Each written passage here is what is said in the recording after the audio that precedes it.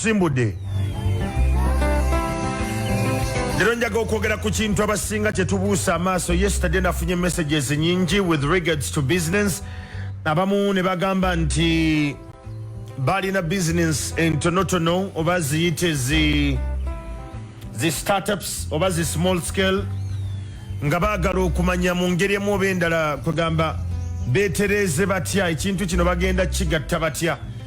And today I decided to come and share ebimu ku ebyo ebikyasinze tuchallenging ffe ng'Abafirika. Kankubuulira omulembe gwe tuli mu mulembe gwe bayita information age. Gwamaanyi nnyo. But again, on the flip side of the information age, tuyina kye bayita premium information generation. Nti information ali critical oba okumanya okuli sensitive nti tukulina. I'll be very honest with you. Byonna byosoma right now ndi mu kumaliriza masters yange ya naye byonna bye batusomesa I can google it bwoba oli musomi nti byonna bye bakusomesa ne byenjogerako wano osobola okgenda n'obigugolinga. Make sense? Naye amaanyi gali mu delivery. Abaana baffe bagenda okusoma ku masomero bw'obigugolinga byonna obisangayo naye tosobola kusomesa mwana wo n'akola ki n'akitegeera. So you can get whatever content you want off Google, but you want to make sense of it depending on the delivery model. Okitegedde kati delivery kintu kikulu nnyo. So it's not about the content, it's about how it's delivered. Kati abalina business entono abampeereza message yesterday nga twogera ku ecosystem product ne tudda ku twabadde ku product twavudde ku product twazeeko okyawo ne tudda ku distribution ne tugenda ku value chain ne tudda ku ecosystem. Now this is what you need bw'oba oli startup oba nga oli business ntono. Kyolina okusooka okuyiga bakiyite structures. Bw'oba oli organization ntono funa kye bayite structures, because structures zigenda kuwa kye bayita speed and effectiveness, obwangu n'okulaba nti abantu bakola ebyo ebibasuubirwamu as their roles. So structures will give you that. If you're a big organization nga mwetaaga okukola kugamba ebintu eby'amaanyi, for the big organization kye mwetaaga it is agility and adaptability. Nti your workforce esobola okubeera agile ate nga esobola okuadaptinga. Now decentralization gives you that. Hey, bw'otandika decentralizing departments ne zibeera independent ate ne zikola as per their rules, you get agile people and you can easily adapt. They can easily adapt as well. Tuli mu kweyubula yonna gy'osinzira okumpuliriza tutandise. Nja kusaba osigale ng'osharinga feed eno mu bantu ab'enjawulo obabeereko obagambe nti program omuntu wa wansi etuuse tuli mu kweyubula. Okay? Kati awo tuli njagala gw'otandika okwebuuza ekyo oba gw'okirina. Bw'oba tokirina ogenda kutandika okweyubula. Whether you're a small company or big company, whether you're a team leader oba toli team leader, awo ngenda kusaba otandika okukolamu ennyo, right? Kati challenge gye tulina when it comes to information as blacks, kino ngenda kissa kuba blacks nga abaddugavu, we worry a lot about spaces we have not occupied before. Nti tweraliikirira nnyo ebifo n'ebintu bye tutagendangamu. Kwegamba our concern is on places we have never occupied. And it's very disturbing. Nti fenga abantu ebintu ebitweraliikiriza n'abantu abatweraliikiriza tetunyumyanga nabo spaces ze balimu tetuzigendangamu. Kati twetaaga okukyusa endowooza yaffe when it comes to that.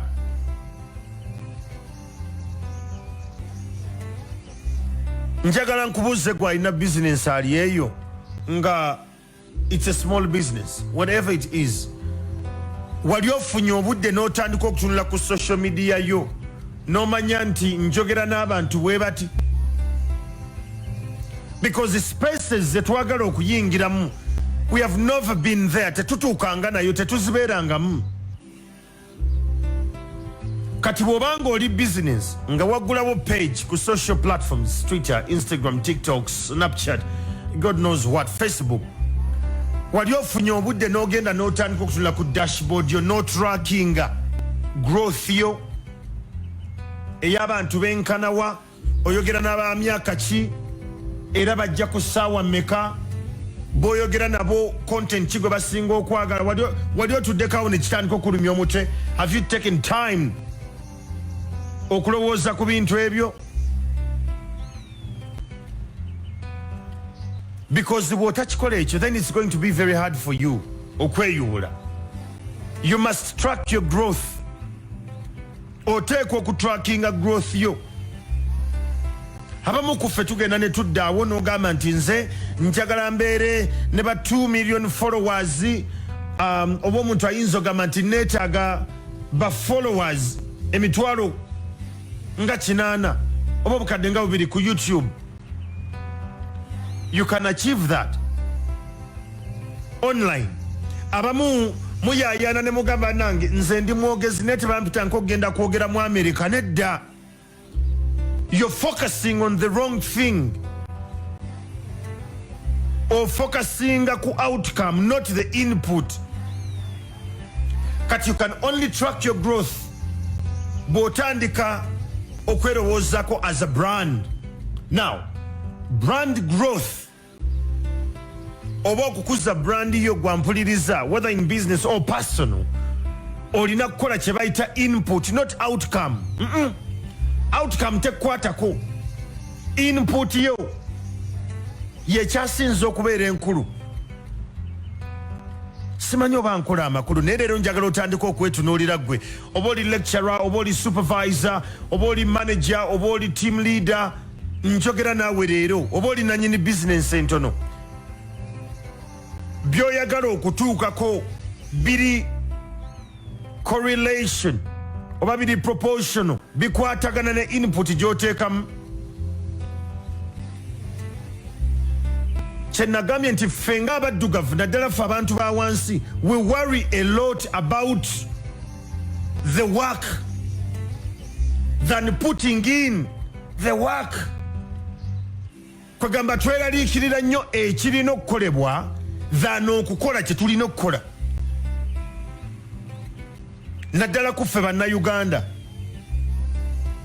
emboozi zennyumya the uncomfortable conversations batwetaaga ozifuna. Twetaaga ozifuna, tomala gwogera n'abantu. I take time every after a week nengenda ku social media zange nemmanya njogera n'abaani, nsobanya analytics ezo. Amakulu mu kyo sikumanya ba followers nafunye bameka, nedda njagala okumanya comments ze nafunye, am I impacting people? That is 1. 2, abantu bano nsobola batrackinga bwe ngenda ku socials zaabwe nendaba bwe bazze beeyubula. Can I say there has been an impact? Kati nze ebyabameka benninaba as followers, it's never my issue. Amaanyi gange gali mu content. What am I telling them? How much researched am I? Noonyereza kyenkana ki?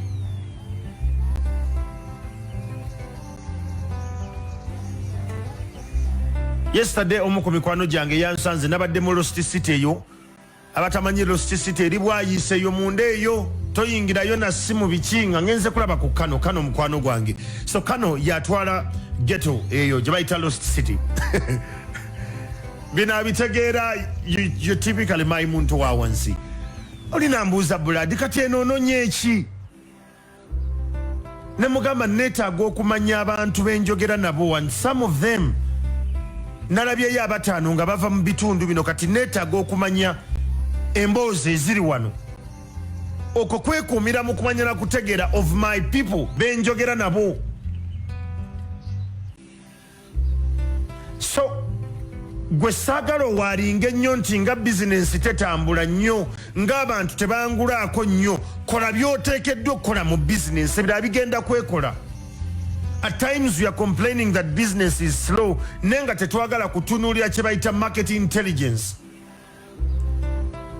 That is the work. You must invest in market intelligence.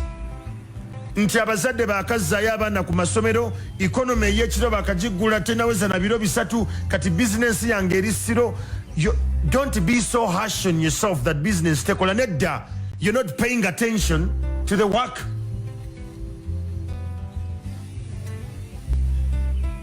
Tuli mu kweyubula program omuntu wa wansi live, nze Andrew Kyamagero. Kati toddanga awo n'ogamba nti brandi yange nga tekula, naggulawo bizinensi y'okukola obuteeteeyi obw'abakyala naye brand growth sigiraba nedda. Brand growth is a consequence of the work invested. Bw'okola ebirungi osiimibwa, abantu babimanya. Yesterday I had a conversation ne mukwano gwange bamuyita Lorraine. Ne mugamba lwaki tokolera waka, n'angamba nedda, you know, ne mugamba nedda. Nze omukyala ankolera juice. Ankolera juice naye I'm delivering every morning. Ate nze nsasula owa boda we, ne mugamba naye mu box mwe batuleetera juice waffe ndaba ng'akyalina orders mukaaga. So akussa ku juicing for 10 days.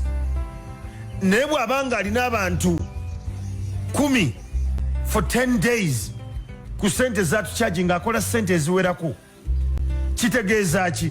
Nti growth ye nze bwe kinkolera mba ngenda kwogera n'abantu abala. So brand growth is a consequence. Nti kyatukoledde ffe ne kituyamba, kiyamba abantu abalala okutegera kyaliko.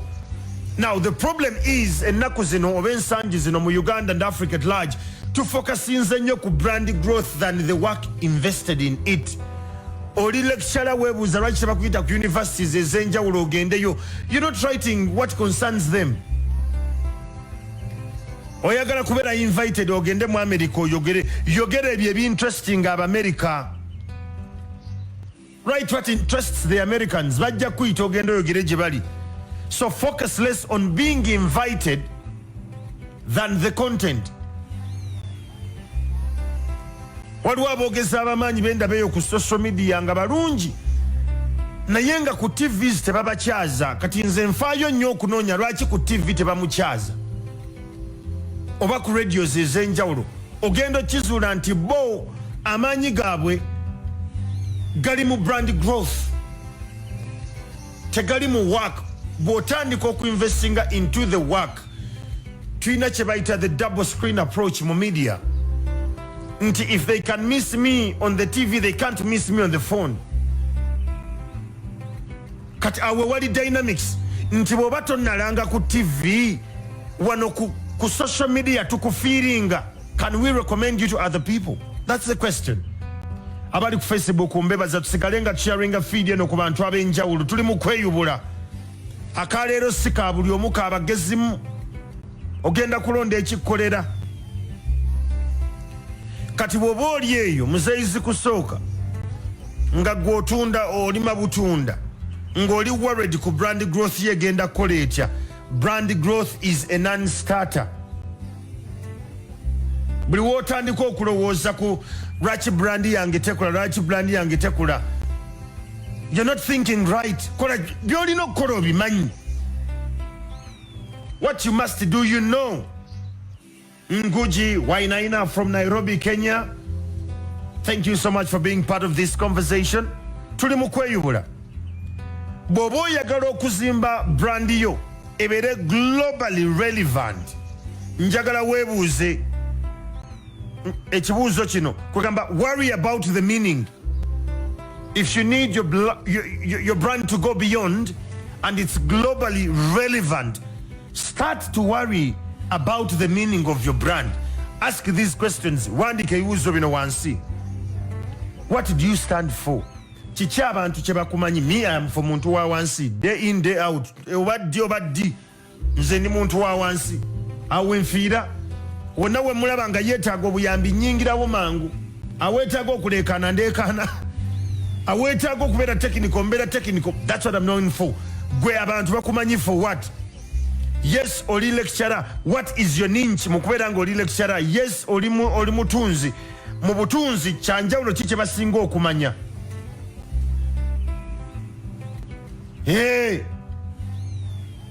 Tuli mu kweyubula. Ekyo kye kibuuzo ekisooka.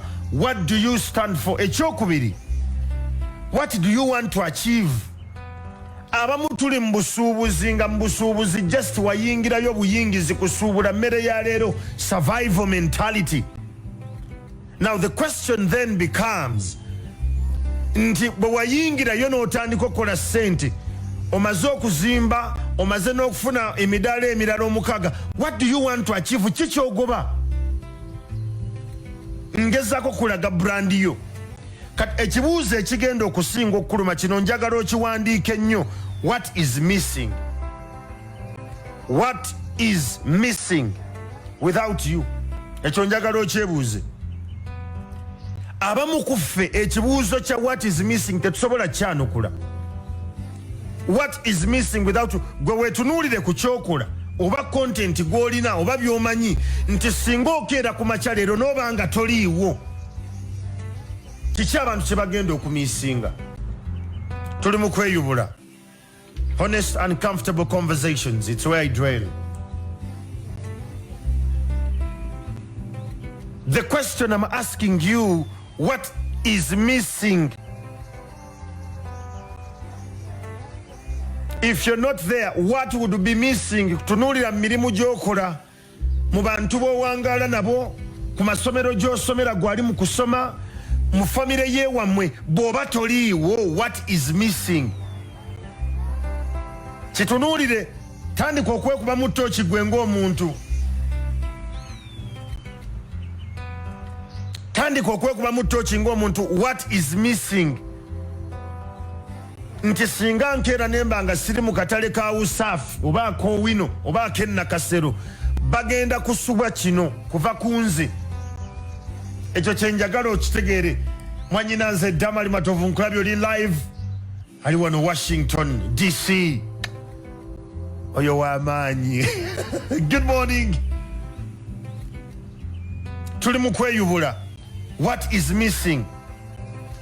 Bwe tujja ku talents ez'enjawulo, abayimbi, ba actors, ba actresses abali mu Uganda, ebiseera ebisinga we are focused about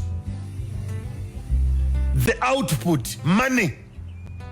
Era oli akugamba n'agamba nti nze okujja okuyimba awo ennaku zino siba akyajinga obukadde 4 ku 5 okujja okuyimba. Kati naawe omuyimbi eyatandise jjo n'ogamba oyagala obukadde 3. Simanyi oba mpulikika. Siba gwe weegeraageranya naye yatandika okubeera omuzinyi mu 1999. Mu 1999 yali muzinyi era ng'afulumira mu katabo ke baayitanga Chick. Fe abaaliwo ng'olwedde twekuumira mu kumanya twasomanga obutabo. Now, talents ze tulina leero mu katale, be very careful of the money as the driver. Olw'ensonga many of you abali talented mu businesses zammwe, ntunulira nnyo brand as a business now. Abasinga abali mu kuyimba tufokasinze nnyo ku outcome than the input.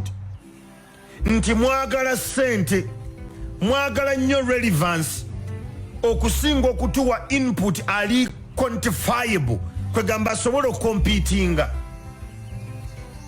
There is no way gy'ogenda okugenda okyajinga essente Diamond Platinum za kyajinga nga toteekamu maanyi g'akola.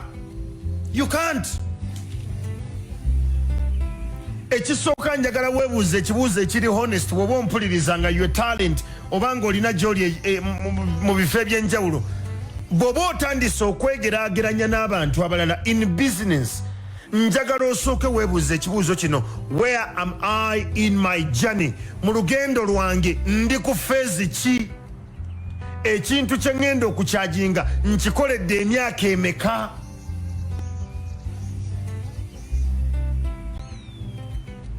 Nze mu media mazeemu emyaka 18.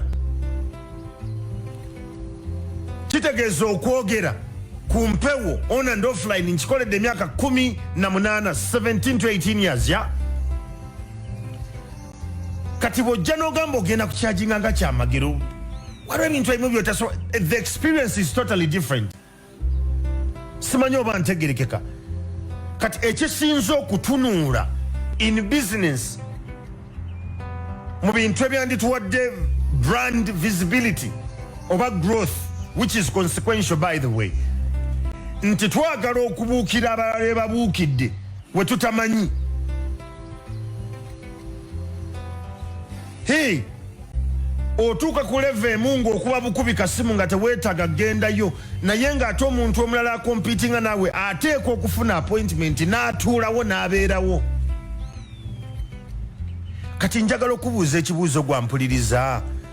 Where are you in your journey? If it's about money, nga money is your driver, yes. Ng'ogenda okucharginga abantu ku services z'olina. What is your kind of experience? Olina ebbanga lyomaze ng'okola ekintu kino lya myaka emeka? How exposed are you? Tools ki z'omanyi abalaze batamanyi nga gw'ozirina era nga wazitegeera? How exposed are you when it gets to your competitors oba ku bantu abalala? Because when you focus ku ebyo bye nkugambyeko, money is not a problem. Omuntu ajja kusasula depending on the input. Simanyi oba ntegeerekeka leero. Emboozi ya leero si ya buli omu. It's a bit complex but it's about the branding. Yeah? Tuli mu kweyubula.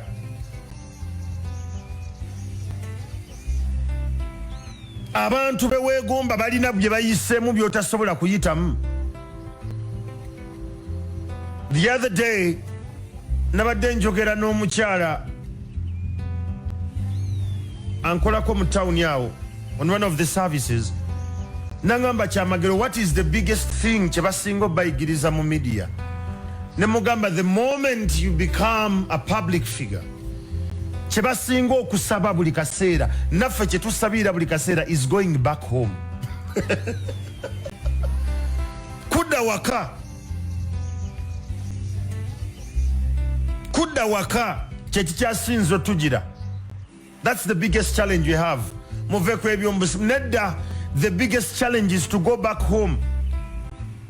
Kubanga bantu bangi baba bakwetaaga nga tonnatuuka waka, yitako wano nga tonnatuuka, kwegamba bangi abaagala okutapingako nga tonnatuuka waka. But that's not the challenge. At times tubeera ne worries eza security nti oba naatuuka oba bye bisinga otweraliikiriza, era buli wootuuke waka ogamba wofu Katonda nyambye ntuuse. Why? Because of the brand outcome. Tudiringa n'abantu abatali ba bulijjo because of the brand. Nali mu supermarket mu biseera byakalulu, omusajja nampandulira amalusu tu. Nangamba mweba mu media mwenna mwatuliddemu olukwe. Abantu nga balinda reaction yange. I had to move away. Nengamba it's okay. Nentambula ne muviira olw'ensonga nti I am trained as a brand to behave somehow, not normal. Kati gwe njagala nkubuuze kitonsa ali awo. Omuntu singa ajja mu mbeera eyo ng'olinga nze n'akuwandulira amalusu, how strong are you to hold your brand? Is it about the outcome yesinga okudrivinga over the input? Ebibuuzo ebyo njagala otandika obyebuuza. Tuli mu kweyubula. Osobola okukola kyenkola, but our journeys are different. Ekyo njagala tukkirize leero. Bakadaama abasinga mwagenda e Bulaaya ne mugamba mugenze kukola, naye ekyabatwala muli emotional. Mwagala kulagako bantu ba Kampala. Abazadde abamu mwasindika abaana bagende ebweru bakole mubeeko family gye mulumya nti n'owaffe ali Bulaaya, n'owaffe avuga emoto. Ebintu ebitutwala bya kisiru nnyo. We are focusing on the outcome, not the input. For brand growth, weetaaga nnyo input. Va ku bya brand growth, ebirala bikole bireke biveeko. Kati bw'obanga oli nkuba kyeyongo oli eyo, engeri gy'ogenda okwebrandinga tandika okwetunuulira nti bakadaama banno basobola okurelayingako ku information, because ekisinga ottawanya bakadaama, it is homesickness and information, credible information by the way from home, kyekisinga obbatawanya. Kankuwa ekyokulabirako, Usain Bolt omulaba, oyinza okera ku makya n'ogamba nti njagala okudduka nga Usain Bolt, n'ogamba nti njagala kudduka nsinge Usain Bolt, njagala weebuuza ebibuuzo bino wammanga. Usain Bolt yatandika ddi okudduka? Tutandikiraawo, ekyo ekibuuzo kyebuuze. Kati gwoba olina omuntu gw'ocompetinga naye mu business, it could be a big organization or a small brand oba business yo nga ntono, gw'ocompetinga naye njagala owandiika ebibuuzo bino wansi, yatandika ddi okukola business eno?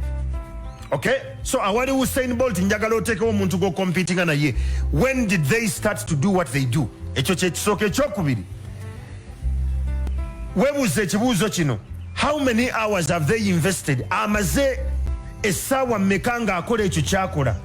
Banga kiri amala nga yeetegeka okukola kyagenda okukola. Ffe tumulaba ku kisaawe nga adduka, naye akwata ssaawa mmeka ez'olunaku lwe n'agamba zino ngenda zinvesting okulaba nti nziruka ng'ebandaba nga nziruka.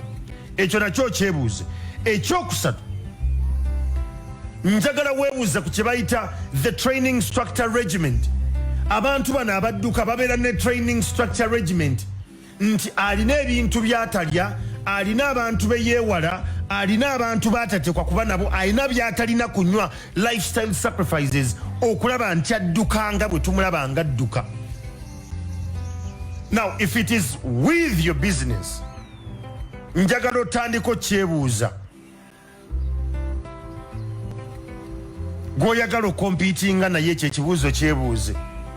Akola atya? How many lifestyle sacrifices zakola? Nagamba sijja kunywa mwenge, sijja kweriranya nnyo sikaati, neetaaga stamina ya business eno genda. Gwe kankubulire challenges ze tulina mu business, bw'otandika okwebuuza ebibuuzo bino n'obitegeera bulungi era n'okola ekikwetaagisa okumala emyezi 6 nga you've unplugged from your fears, you're going to be shocked. Tuli mu kweyubula. Even if you train for 5 years ng'okopya Usain Bolt byakola, tosobola mutuuka. Omanyi lwaki? Akukubisa ekintu kimu, yatandika ddi okudduka, the experience. Abulaka temwadduka nko misinde, nefe abadduka emisinde nga tukyasoma. Mwagendanga ku kisaawe, omwana eyasinganga okudduka mu kisaawe yasookanga n'adduka ekisaawe mirundi 4 n'atuula. Mukudduka oku n'ategeera nti waliwe wali akasozi, wali mba mpumula, wali mba mpisa, mukoona lirimu. Ebyo talina bwabinnyonnyola, because it comes with experience. Kati goli ku kimu business kyamagereganye, business tetambula, abantu b'okompitinga nabo. Ebibuuzo tonna byebuuza bulungi, oli kadaama, wagenda e Bulaaya, the push factor yakutwala, wagenda kufuna sente obeeko gw'olumye Kampala, akuli wala. Ekibuuzo kyenziramu okubuuza, kye nabuuzizza luli, what is missing without you in place? Nti singa okera ku makya ne bagamba nti amuna kyamagero taliiwo leero, kiki abantu kye bagenda okumiisinga? Now what they are going to miss is your brand. Gwe kyogenda okutandika okulaba n'ogamba nti abantu kino kye basinga okuntegera, that is your brand. Nurture it, water it, faayo ku yo. Tuli mu kweyubula. Abali ku Facebook mbebaza, tusigale nga tusharinga feed eno mu bantu ab'enjawulo.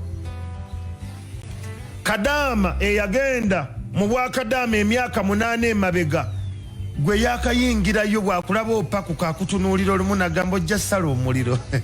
Olina byomugamba, nze nzana emyaka 2 era bwe giggwako nzire Kampala. Akutunira nagamba okyabugumye. Mu myezi 4 n'akubuuza oddayo ddino. Nange nno mega byakyuseemu, because ayina experience gy'atasobola kukugamba. Bwe tutuuka mu bintu nga bino, ndaba abantu wano ku Facebook abagamba kyamagero, abantu nga bwe twetaaga mu parliamenti, nze nja kugamba I choose to defer. Right now amaanyi gange njagala nnyo gassa mu business community n'okuyamba talents ez'abannayuganda abalaba ekijja mu maaso tube nga tweyubula tukole critical mass esobola okukyusa ensi yaffe. I am better off here than being in parliament. Omanyi lwaki? As Africa tulina obulwadde bwe bayita liberator hangover. Tulina obulwadde bwa liberator hangover nti buli kaseera tubaako omununuzi gwe tulinda. Gundi tukulinda gwe mununuzi waffe. Ne tugenda ne twekwasa Bobi Wine nti Bobi Wine ku luno gwe mununuzi waffe. Nedda. Kino kwe kiva, we are suffering from a mentality of liberation hangover. Buli muntu gwolaba nti alina amaanyi n'embavu okwogera n'okuyimira ku bituufu olowooza yalina okubeera mu parliament. Nedda, gwe alina okubeerayo. Kino kwe kiva kufa abasoma ebitabo. It is the relationship, enkolagana gye tulina n'ebyobufuzi bye the political leaders nti tubawadde nnyo amaanyi nti they must liberate us. The greatest liberator is you. The greatest MP is you. Sinzi. Igwe. Until we get to that level nga tutandise okumanya nti buli kimu kitukwatako ngaffe, we are still going to get mediocrity kind of people betuteekayo. Kati nze seetaaga kubeera mu parliament. Nedda. Tuli liberated as a country, naye tuli mu state of kwagamaya we tutuuka mu bya economy. We have a low economic growth as a country. Ekyo sijja kirumamu. Lack of opportunities for talented and competent people. Abantu abalina amagezi abategeera abasobola okukola ebyetaagisa tubalina mu ggwanga naye tebali mu bifo bituufu olw'ensonga nti we have built an economy, tuzimbya economy eri based on connections and who do you know, not depending on what can you do better. Kati nze siyinza kubeera mu kavu yaako. No, I can't. Sisobola kubeera mu kavu yaako. Okay? Amaanyi gange, I am better off here, provoking your mind to think uniquely, to think better, to challenge yourself. Otandika okulaba mu bintu ebyenjawulo. Politics is cheap. Politics is cheap. Enkyukakyuka y'obulamu bw'abantu ebisinga byonna tebisinziira ku bya bufuzi. It's about the mindset. Kati ffe abasoma ebitabo bategeera we tugenda okussa amaanyi. And that is the problem with our country, my countrymen. Ekyo kankibabuulire nga mmaliriza leero. Obuzibu bwaffe tebuli ku politics. Nedda, we are a politically bent country. Nti ensonga ezigenda tuyamba okweyubula okubaako we tutuuka okubanga tukulaakulana tuzibuusa amaaso ne tubeera ennyo ku lugambo lwa politics. Gundi yakyuse, gundi bya kipumbavu. It's cheap. Ogenda mala emyaka 5 ng'oli ku ebyo nga gwe kennyini ng'omuntu tolina by'okoze teweeyubudde because you're looking at political talk show. And it's very weird nti abantu abatasomye era abatali beerufu abatamanyi nsi gyetambula abantu balaba bali nnyo ku political talk shows, and the media, we are not doing a good job when it comes to social change.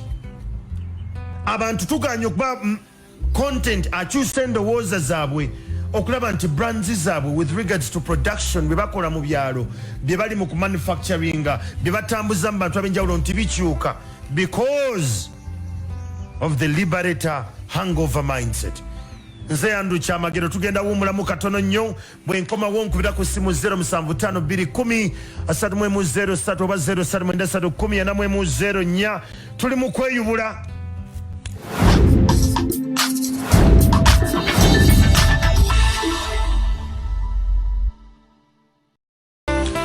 Program omuntu awansi live. Nze Andrew Kyamagero wonna wosinzira okumpuliriza nkusiimako nnyo nnyini ddala. WhatsApp number eri 0772911425. Abaweereza message entuufu si bano abagamba nti kwendi mweno program situmira, si yakutumira, si ya byabufuzi, si ya ddiini, yakweyubula. Radio 4. Allo. Esebo. Webale kuweereza. Naawe okubaako ani ono? Richard Wakiso. Zinga. Nsanyusa okuwuliza Richard. nange sokkuliza kubanga ensi yonna ezimbye ku muntu kikyomanyi mu mutima kibamu ne experience baana badde balaze media ngiruddemukko nyinabo ku media zaatuze nkubaakubako nawe omuyimbi yadde ayimba ne muyaga muyunge ku mawedi ezimu naye manje yamubuuza nti oyimba nnyimba za mazima oba za fani neŋŋamba ensi etambula ate ku nnyimba batasokkako abaana bayimba ennyimba eza fani ndowooza okirabye yeye endowooza gye tulina and with because ekidriving ekyo it is the money not the output rather the input ali ku kimu nfuna bivulu byenkana ki radio 4 esebo agamba ki andolo kyamagero siina tabwani ono onabeera sendawula embuya eno munakawa teziyo negombolola andolo kyamagero abantu abasinga bakola ekiro tamazeko olekikoledde ebbanga ki nange gyebeera munayemba nabo nagamba gyeratereka bizinesi wesi ne bweti tena kyagimanyeko kubanga laba munakola ayingiza olukupengeza ebbengeza ettano ettaano damanti yakola atako okuba bizinesi gibeezaawo ekintu ekyo webale kuba nti weeyubula tuli mu kweyubula radio 4 okay onavuddeko 075 oba 03 the question is what is missing without you in the picture ekyo ekibuuzo njagala kikuyingire nnyo radio 4 bulungi sebo bw'oyogera nti ebyobufuzi byalayisi oba mutuufu very cheap ne bw'obogolinga abantu abataano tosaana muba byabukulembeze ekyokubiri ku bayivi abamu beetuma mpuyagakanga ekisembayo esebo ku bizinesi bagamba bino bye bakuba obulango ku biki kisinga abantu abakusindikira bakinayanzi kati kino kankibabuulire gano mazima the biggest advertising tool bagiyita word of mouth the biggest advertising tool bw'oba oyagala bakasitoma abangi bantu omuntu omu olunaku tomanyi bantu bayogera nabo tomanyi bantu bameka bayogera nabo omuntu omu so kitegeeza nti singa obeera n'abantu abategeera ekituufu kyokola ng'okikola n'amazima advertisement oba wagimala dde radio 4 hello yes sebo manya Alex wamteire Kasanga nsanyusa okuwuliza akanyike nkwebaza tusiima mebale kubaako waliwo kyoyogedde nti omuntu ng'ayagala okufuna ng'omuntu eyatandika eddokola mu kintu kati nina omukozi wange nze buli kapale ka yunifoomu nkafunako ttaano naye yabadde ayagala afune essatu namugambye nkuwa 10 okusooka kubanga tategeera nga watuuka otyo ku ttaano. It's experience, my friend. Let's not focus a lot about the outcome. Let's focus on the input. Let's focus on the input. Agwe wachasinzo okubeera amaanyi. Radio 4. Sebo anyono. Ono bali kita manaka moja. Toko sima bala kubereza ka ndikemba dinyamba. No kere kama ndiga bakundi ziba bakata no bale kuziganda. Mwana sana Uganda byo kenda kata ate abanyuganda batwale kata byo kenda Uganda. Program omuntu awansi live abali wano ku Facebook message nziraba mukono Dafin Gambia bali kubako Solomon Sengenda Gambia Congo joined the East African community. I just can't wait for my companies to supply the 90 million people. Ndozo chiraba abantu batandise dobala gapu kategoria yo gamba Congo rachi Congo abantu babala gapu. Radio 4 Sebo nawo kubakanyono Kakati olaba. Odenze nobira kucho competing. Akoze bijinja ayindi cyako. Ya kutokumagoba. Kira bokutoka bito ya kutokumagoba kutemanyi kinda alkolate. Ndozo kitegedde. Kino nkibabuulira bannange temuli ensigo zammwe nga mukompitinga n'abantu. Ojja kulya ensigo zo ngolowooza n'oli alya nsigo ze gwemu ng'oli alya magoba ge Kadame yagenda e Bulaaya okukola obwakadaamu obw'okuyiiya byonna bye wagenda okuyiiya. Togezaako okujja wano ne ssente oyagala okulaga abantu ssente. Tomanyi bo gye bazijja ze bakulaga. Ojja kulya ensigo yo. Don't eat your seed just to impress people. Kiriza brand yeekule mpola mpola. Radio 4. Yes, sebo. Nawe okubaakani ono? Omwami omwonge mwowino. Oke nimpuliriza era ntumbudde. Ennaku zino ebiseera ebyemabegako kate nkeera nnyo ssaawa 10. Ngera ne njingako ngo tugamba okuyiiya. Naye studio yayonooneka. Kati amaaso ne ngakyusa. Kati nkeera ne njirizaako ku sitemoolaawo. Ago ge maanyi we bali kuba nti weeyubula. Ezra Kasese wano agambye Andrew, thanks for the show. Most time when there are weddings or any kind of organizing some funds etc, I'm always approached. Kati Ezra bakwagalako kya mobilization nti you a very good mobilizer mu funds mu kukungaanya ssente. Katonda yakuwa olulimi olumatiza abantu okujjayo 10 ne mubaako kye muggusa. So yagambye that is his niche. Ago ge maanyi ge ono yagambye nti indeed lately it's who do you know when and than what you can deliver. The country is bent that way. Institutions nebyo biringa ebyo tujja kwetereza mpola mpola. Amwalala wanaweereza WhatsApp agambye ye Martin agambye building a brand is fast. Soko kole ekintu kyolina growth ejja kujja mpola. Nuwamanya Fabius from Makerere Kavulu Chivulu agambye my question is also prepare someone to be in the shoes when you're absent. I'm evolving. Ekyo nakibagamba luli ne mbagamba nti bw'oba oli mu business ng'oli mu business ng'olina abakozi weetaaga model ey'abantu abasatu. Asooka bamuyita mentor, owokubiri ye mukozi, asembayo ye student. Nti abakozi bo bonna eyo model bagikozesa nnyo naddala mu business ey'obusawo, medical practice. Mayina bagamba ngenda kola eddwaliro ndi mu research ngenda mbitegeera. Wabeerawo mentor olw'ensonga nti omusawo yenna teri musawo abeera ku ddwaliro limu kumala myaka 4 nedda taliiwo. Batambula because gye batambula beeyongera okusoma ne basoma watuukira emyaka nga 5 bankaaga ng'alyoka awummula. So modo yaabwe, and I want you to borrow it mu business yo, beera n'abakozi ba bika bisatu. Beera n'omukozi atendeka bakozi banne gwe bayita mentor. Kati owa wakati gwe bayita waka ye mukozi gwe bali mu kutendeka. Kati ate ne gwe batendeka bwe baba mutendeka wabeerawo student omulala amuyigirako bye bamuyigiriza.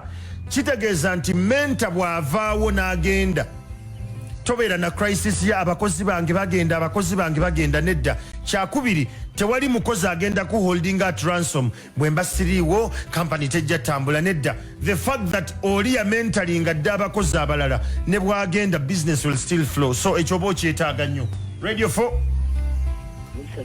esebo naawe okubakanya ono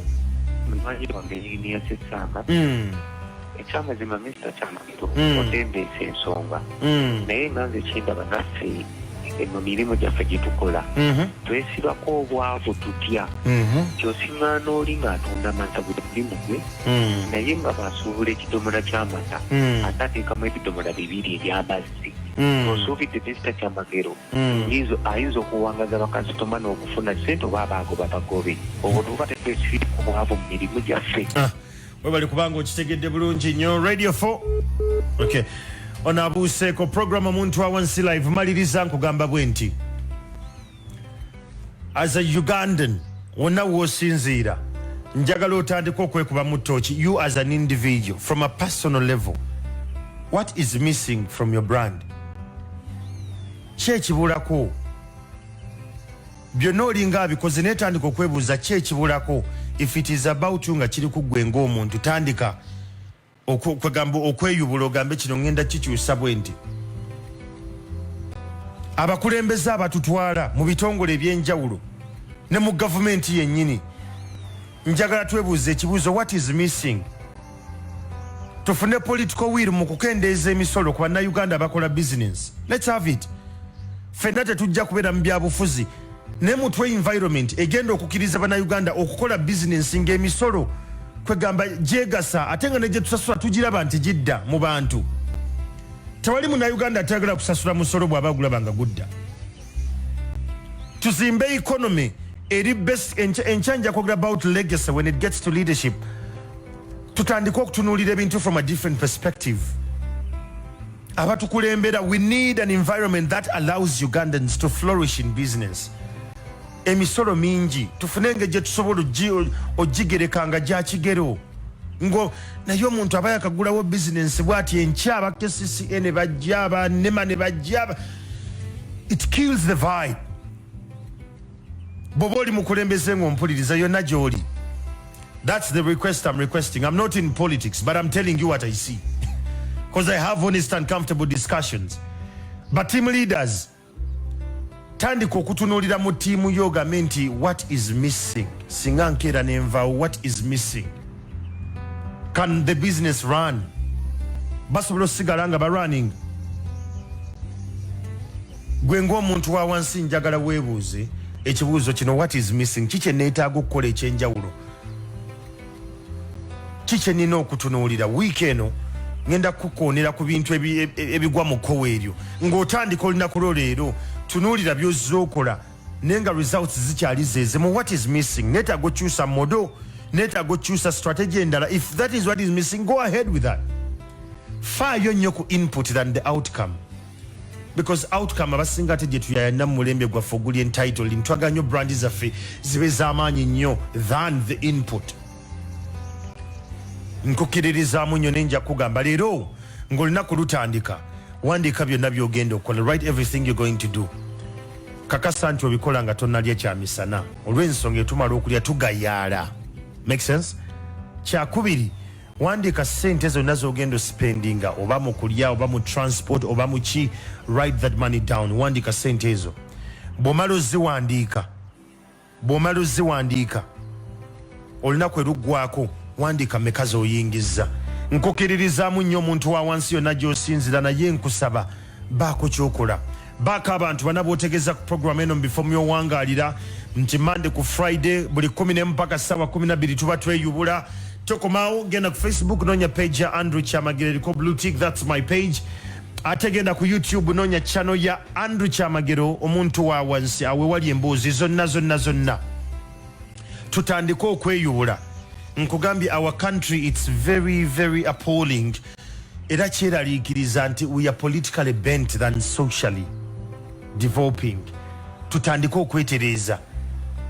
Government tegenda kuyamba, no one is coming. The government eri busy. Abenganda n'emikwano nabo bali busy balina ebibatawaanya nabo balinda ggwe. So baako kyokola mu community yo wosinziira. Don't wait for the liberator, you are the liberator. Kino kitandikira ku ggwe. Nkukiririzaamu nnyo naye baako kyokola. Musiibe bulungi.